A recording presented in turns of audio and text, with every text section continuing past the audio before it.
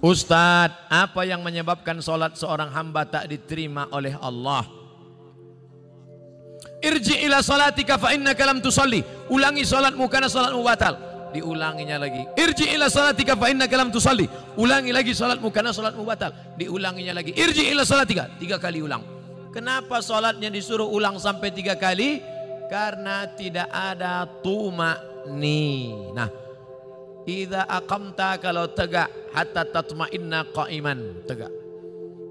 Kalau ruku, hatta tatma'inna raki'an. Subhana rabbiyal azim, subhana rabbiyal azim, subhana rabbiyal azim, subhana rabbiyal azim wa bihamdih.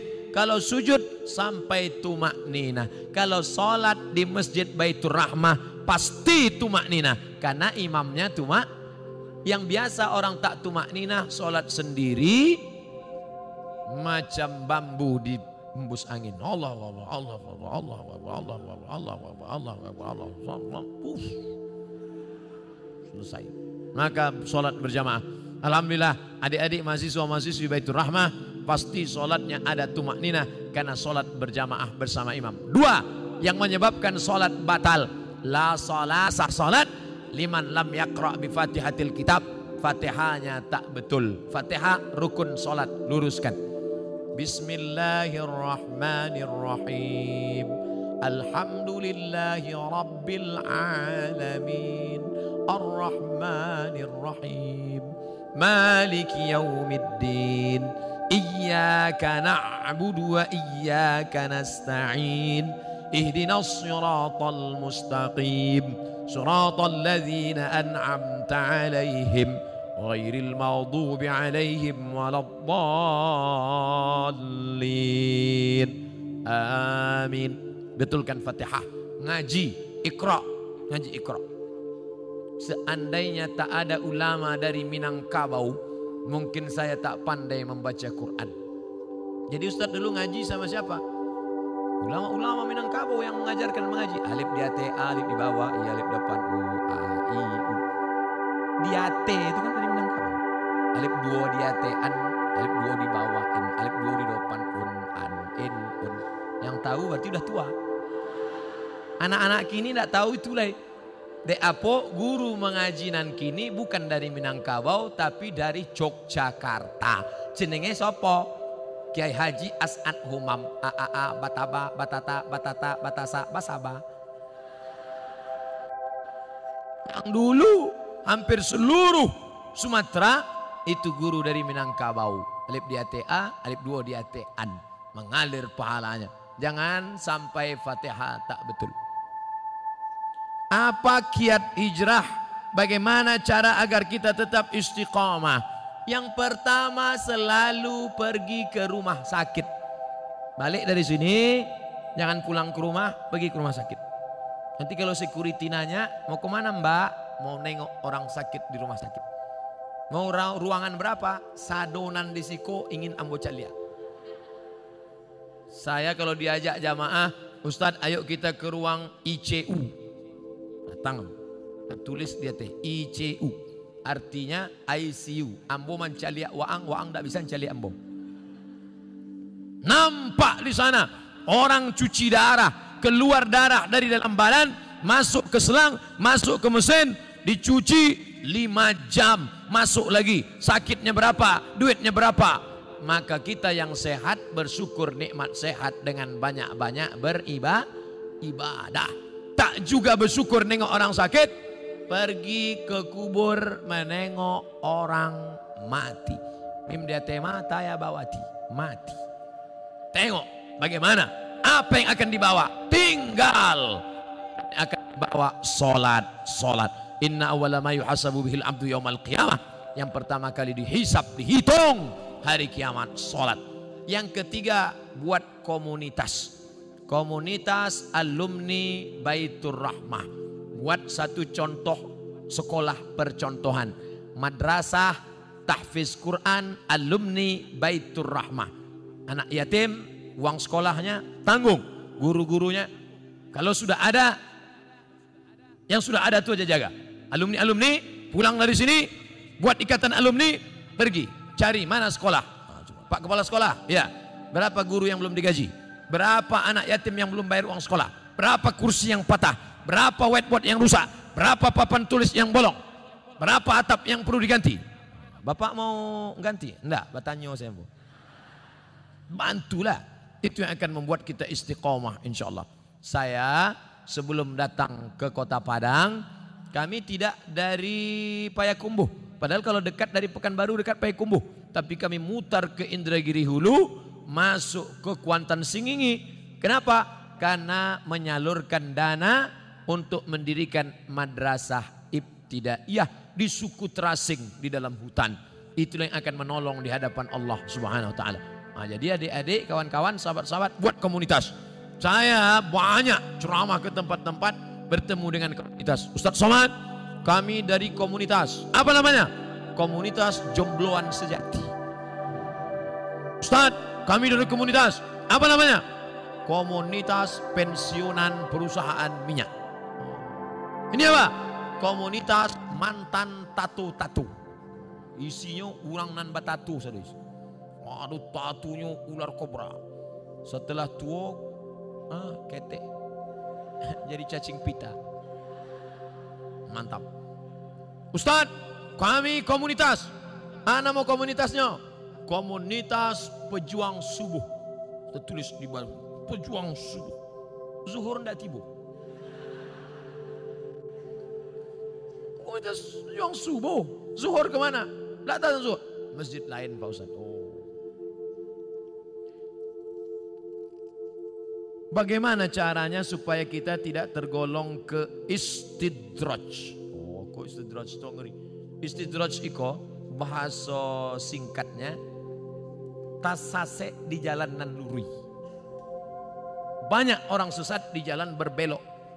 Tapi ini ndak, sesat di jalan yang lurus. Nampaknya dia lurus, tapi sebenarnya sedang sesat. Na'udzubillah. Banyak hartanya, mewah hidupnya, tapi ternyata sedang dimainkan Allah Ta'ala dengan istidraj. Kita banyak salah sangka. Ustadz, saya dulu sebelum pengajian hidup saya enak Pak Ustadz. Tapi setelah dengar pengajian Ustadz, begitu pulang helm basah. Begitu pulang motor hilang.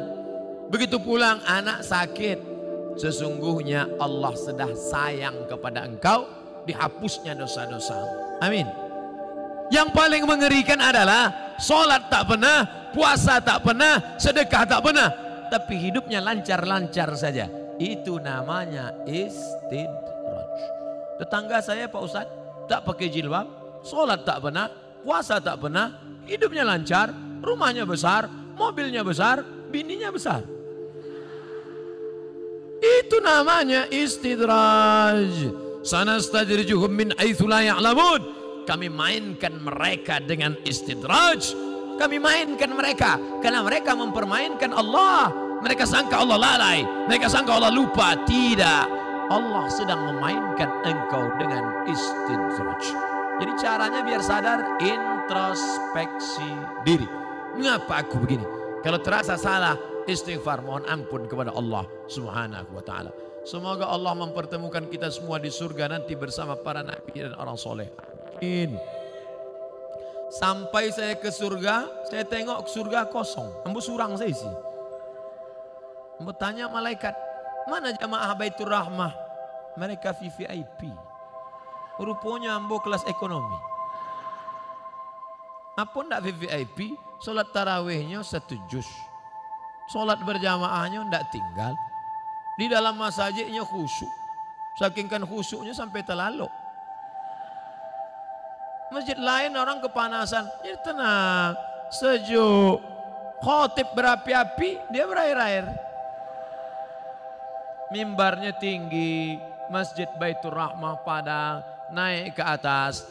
Hanya saja saya sarankan kalau sholat di Masjid Baitur Rahmah, tolong tatapan matanya supaya ke tempat sujud. Jangan mentengok ke atas, karena di sini kaligrafi banyak. Rancak mana kaligrafi? Khusyuk, jaga. Apa hukum seorang istri yang taat beribadah, rajin puasa, tapi bicara pada suaminya suaranya keras? Memang setelannya begitu. Memang kareh suaranya. Coba periksakan, mungkin jonya pakak.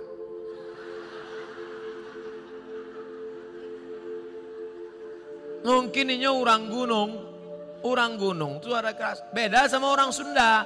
Kalau orang Sunda, Mas, hujan.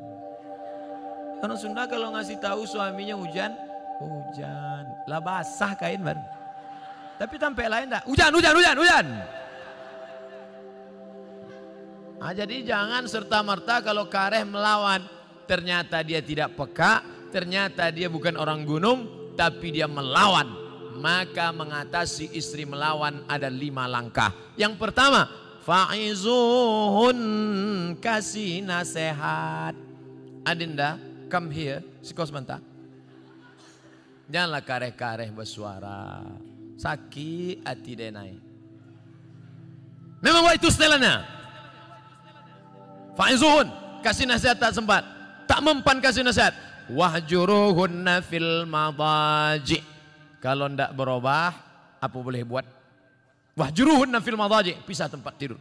Karena kamu tak juga berubah, kita pisah tempat tidur sebulan. Memang itulah dan ditunggu-tunggu. Nasihat, tidak nyodanga. Ancaman pisah tempat tidur, malah dia berkata itu yang kutunggu. Nan ketiga, wadribuhun. Ada jenis perempuan dipukul baru dia berubah. Wadribuhun, karena tak juga berubah. Begitu mau ditempeleng, dipotonya, diuploadnya ke Instagram. Teganya. Tak bisa. Pukul sekarang tak bisa. KDRT, kekerasan dalam rumah tangga. Tak juga bisa.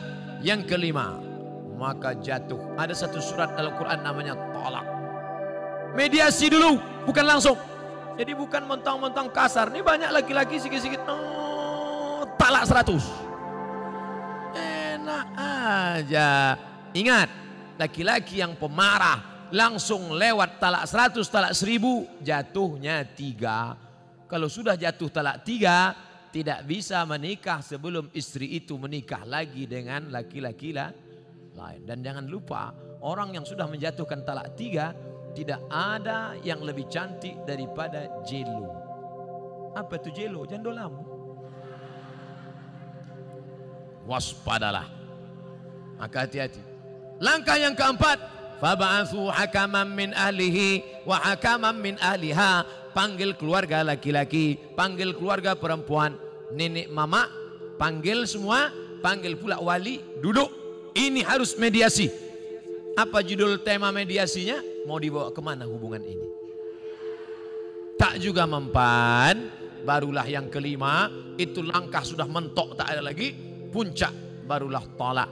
Karena kau tak juga berubah, kau melawan, kau emosi, akhirnya jatuh talak 1 pun masih bisa rujuk 3 bulan. Gimana? Sudah jatuh? Alah, macam itu 10 aku dapat. Bulan 1, gimana? Bulan kedua 5 aku dapat. Mulai turun harga. Bulan terakhir aku mau rujuk, masih bisa rujuk. Kalau sampai 3 bulan tidak rujuk, habis, putus. Setelah bulan keempat baru mau rujuk, bisa lagi rujuk, tapi pakai akad baru. Mempelai laki-laki, mempelai perempuan, ada mahar, ada ijab, ada qabul, ada wali, ada saksi 2 orang. Aku nikahkan engkau dengan anakku dengan mahar sebentuk cincin emas tunai sah. Itulah namanya pengantin baru stok lambung. Apa hukum bagi anak yang memarahi ibunya karena melarang agar melawan? Apa hukumnya bagi anak yang memarahi ibunya karena melarang ibunya agar jangan melawan bapaknya?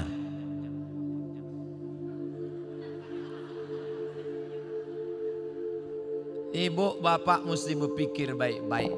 Anak tuh ada kan karena hubungan ibu bapak baik dulu kan. Kalau tak baik mana mungkin dia ada. Sekarang setelah dia ada, kenapa dia yang jadi korban? Ibu marah, otomatis dia marah. Anak ini melawan. Dan kalian sebagai anak tak boleh kalian lawan ibu ayah. Tak boleh. Walaupun dia kafir, tak boleh. Wa in jahadaka, kalau bapak ibumu memaksamu ala an tusyrika bi, mempersekutukan Allah, fala tuti'huma, jangan kau ikuti. Tapi untuk melawan tak boleh. Wa sahibhuma fid dunya ma'rufa. Tetaplah berbakti kepada orang tua. Jangan mentang-mentang udah ngaji, balik dari sini panggil mak. Mak, sini. Assalamualaikum. Kan begitu caranya. Tapi dengan cara yang santun. Tapi dia nyuruh saya melawan ayah saya, Pak Ustadz. Cari nenek mama, cari walim ulama. Ibu kamu tuh suka ngajinya sama siapa? Oh, dia sama ngaji sama Ustadz Jel Fatullah. Aku kasih tahu, Ustadz Jel tolong ceramahi. Ustadz Somad menyabui Ustadz Jel, apa hubungan Ustadz? Itu kakak kelas saya. Kakak kelas saya. Banyak orang yang tersentuh hati mendengar ceramah Ustadz Jel. Oh, dengan Ustadz Jel dia tak mau. Sama siapa? Dia maunya dengan Dr. Eka Putra Wirman. Itu kakak kelas saya juga dulu di Maroko. Dengan Ustadz Eka.